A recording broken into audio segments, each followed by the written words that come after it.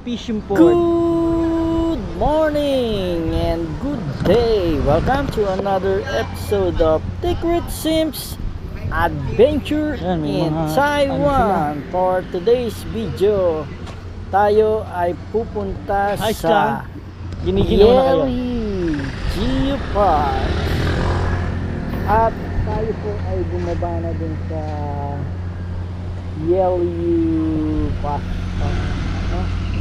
At maglalakad tayo papunta sa Yeli Geopark. Mga approximately 700 Lakad-lakad meters. tayo. Ito yung mga fishing vessel At nila. dadaan ka dito sa Manghuli ng dinadaanan crab. namin. Yan. Yan Saka yung ng fish hipon. port. Ayan, may mga fish cage na panghuli. Ang lamig! Ayan, si Takri, tuwan-tuwa. Medyo malamig kasi at makulimlim. Medyo mahamog-hamog na. Yun Yung 790, yan. forecast. Yan yung pumupunta ng bago ano eh. kami pumunta rito. Uulan nga dito sa bandang North Coast. So naglalakad lang kami rito dahil ano na yan. Hanggang dun lang sa may ano lang, Yeli bus stop dun sa kabila lang sa kanto sa may police Ayan na nga station. ni, So malapit lalakarin na. mo talaga yan. And yung nasa kaliwa natin ay mga fishing vessels. Malapit na Mga ma-checkan. nakadaong yung mga fishing Yeli. boat. Check At na, ito ay na. ang kanilang Yeli Yeli Geopark. School. No, ayan, may Princess. signage naman. Hindi kayo mawawala. Dire-diretso At lang. ito school. Yung sa kanan School naman, to, mga yan, shops, school. kung nagugutom na kayo, may mga kainan na dyan. May mga tindahan, may souvenir shops din dyan. At actually, may mga Pilipino dyan na nagtitindi kasi mayroon akong nakita may bandera ng Philippines. So, yan. May mga isda na din dyan. May mga nagtitinda ng isda dyan.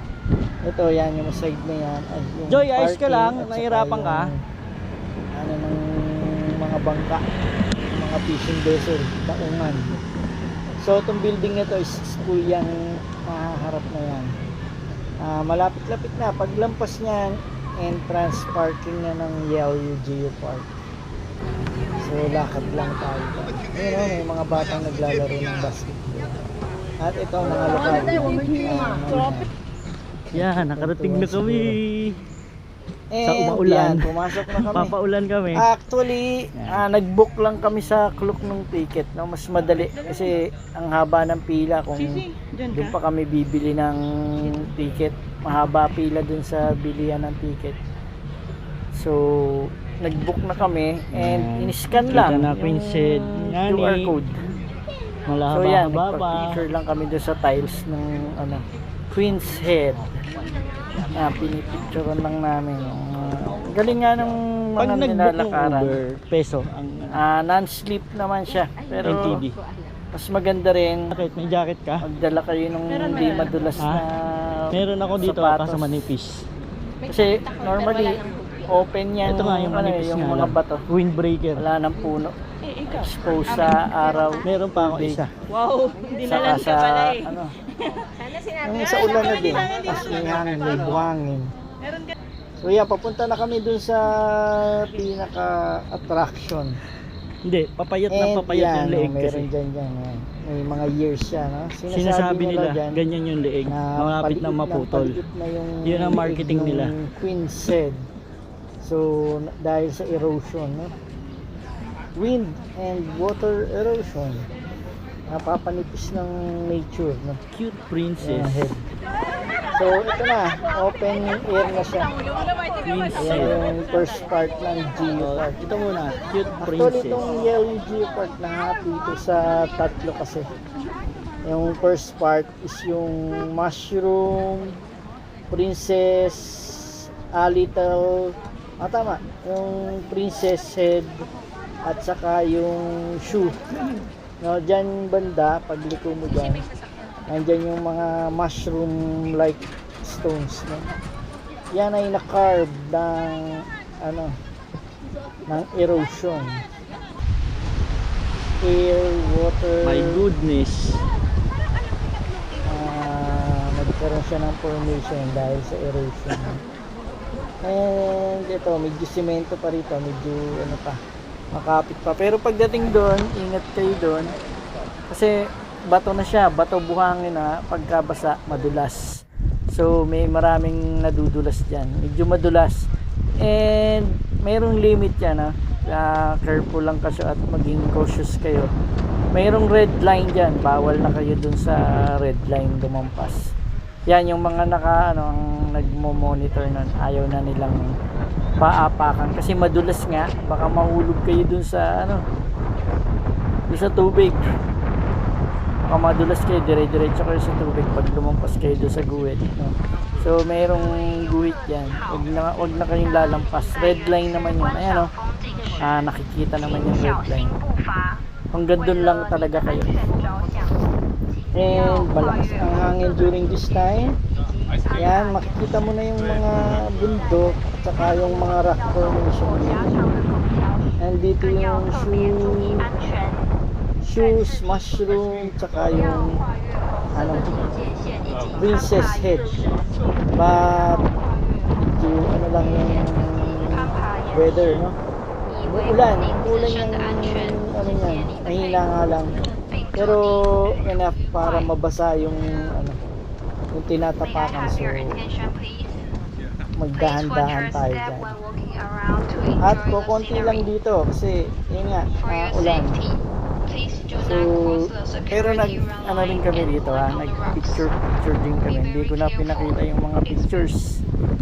So walking tour lang tayo dito.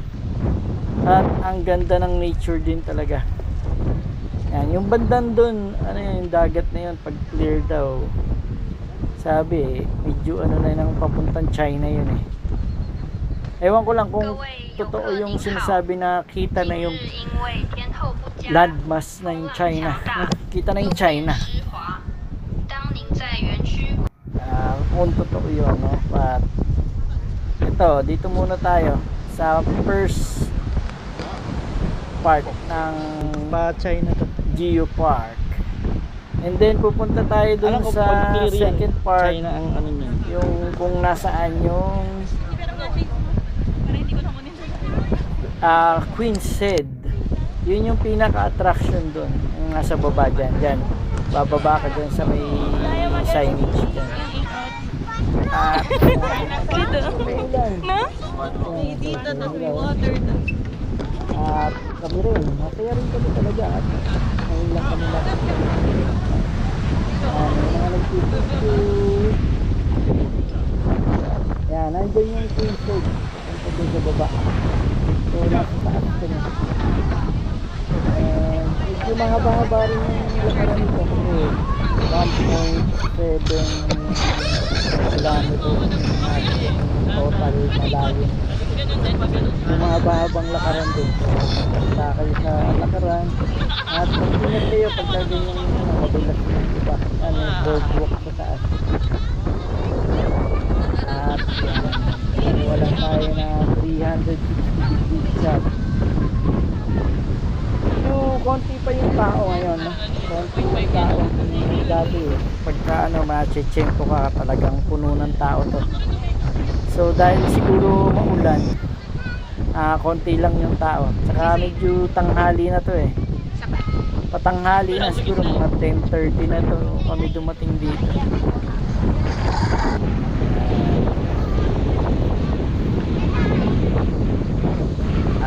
Picture lang kami.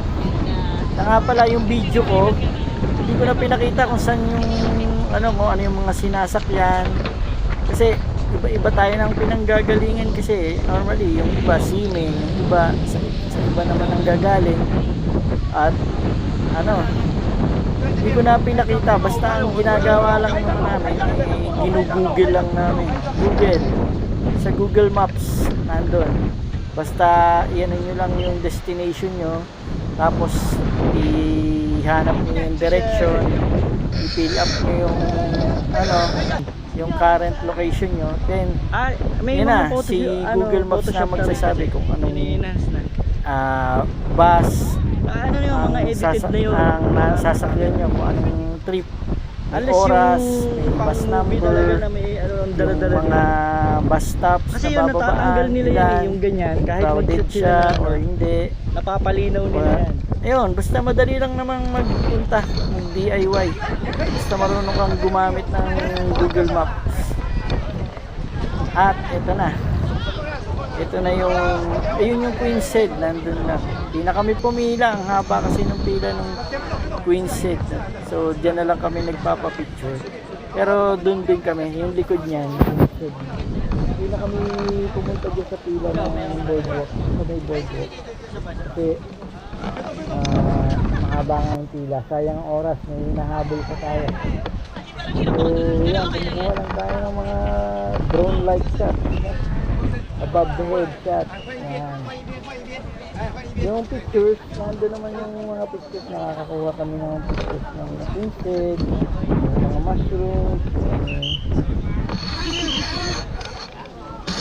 Yan, kanya-kanya kami. Solo-solong post. Yan, tulad yan. Parang may tatlong head na nakahilera. At yan, picture lang. 360 view again. Tabing dagat kasi to, pero hindi siya hindi siya yung may buhangin na beach. Hindi siya pwedeng paliguan, malakas ang alon. And yung tabing dagat ay puro bato talaga, rock formation talaga.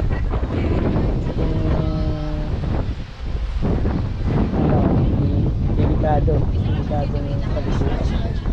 Hindi siya pang swimming. And may mga halaman din. Ganda rin. Ayan, nakakontrol na road. Pag-erode yung pagalupa. Ito yung second area. Yung nasa Queen's Head. Kung mapapansin nyo, merong harang na yung Queen's Head. Hindi na pinalalapitan at bawal hawakan. No? And pupunta na tayo dun sa third spot.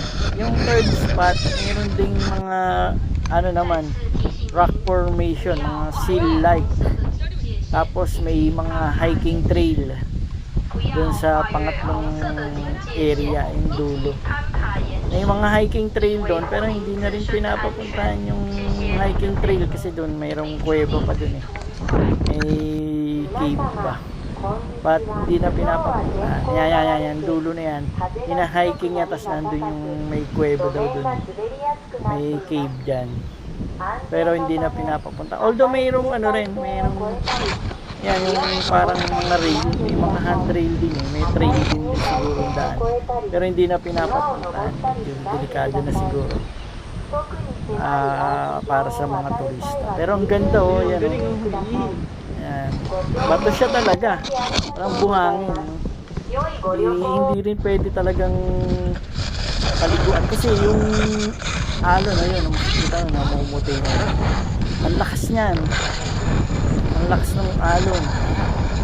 So, pang sightseeing lang talaga. At ang ganda naman.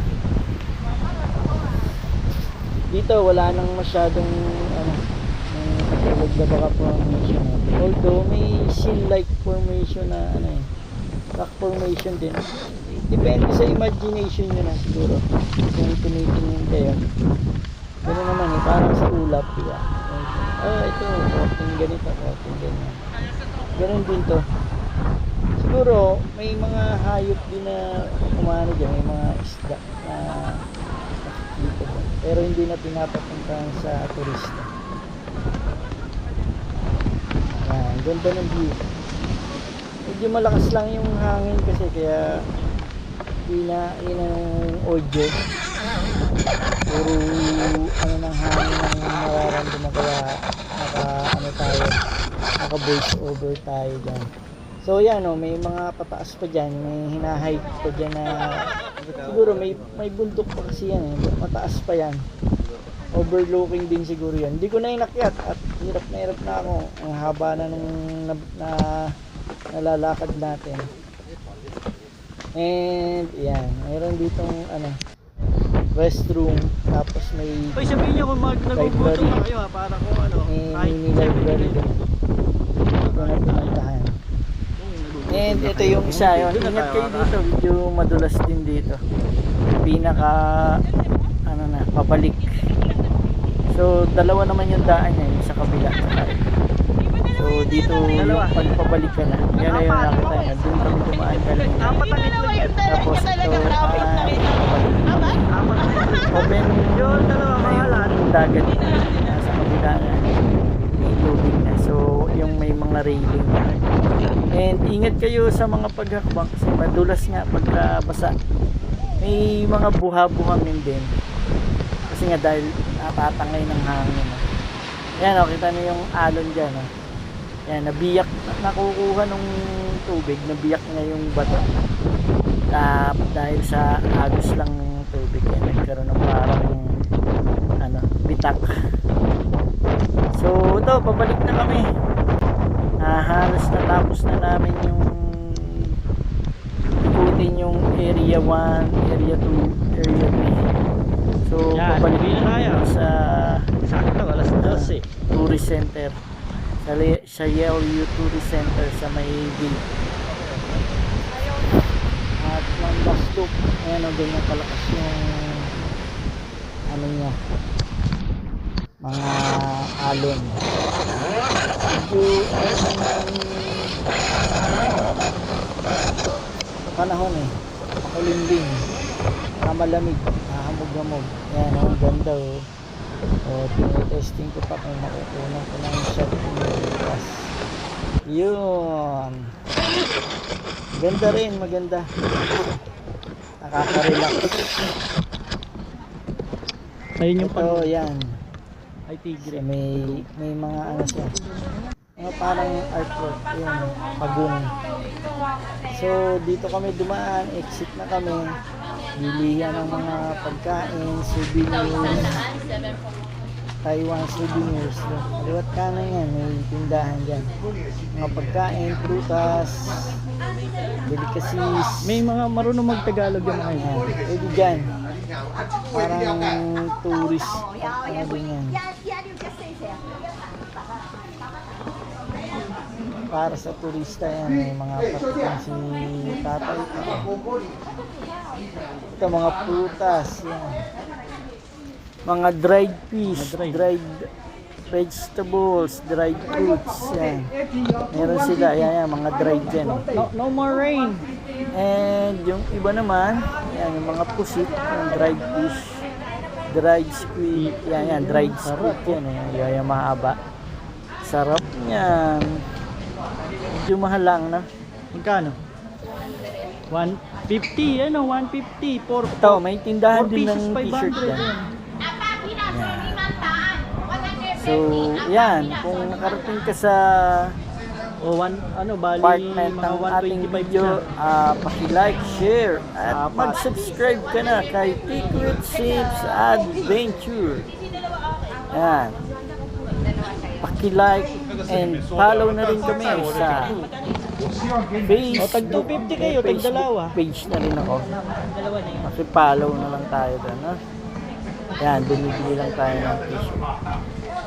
So, hanggang dito na lang siguro tayo, and abangan niyo po yung iba pang mga video at adventure natin sa Taiwan. So, thank you very much sa pagsama at pagsuporta sa panonood ng ating walking tour. No problem. Actually, walking tour to, hindi naman to vlog na personal vlog. So, walking tour. Parang kasama kayo paggala natin. And thank you very much. Hanggang sa muli natin pagkikita. Yan. Hi, Xuan.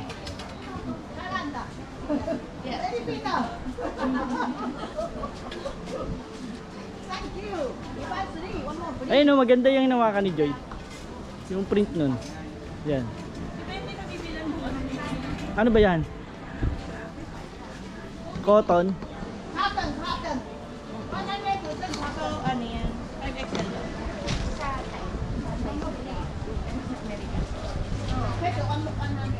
Yung 5XL Taiwan yan. Tapos large lang yan sa kanila. XL siya sa ano, sa US size. 5XL lang ano. Yun ang design ko na May tayo.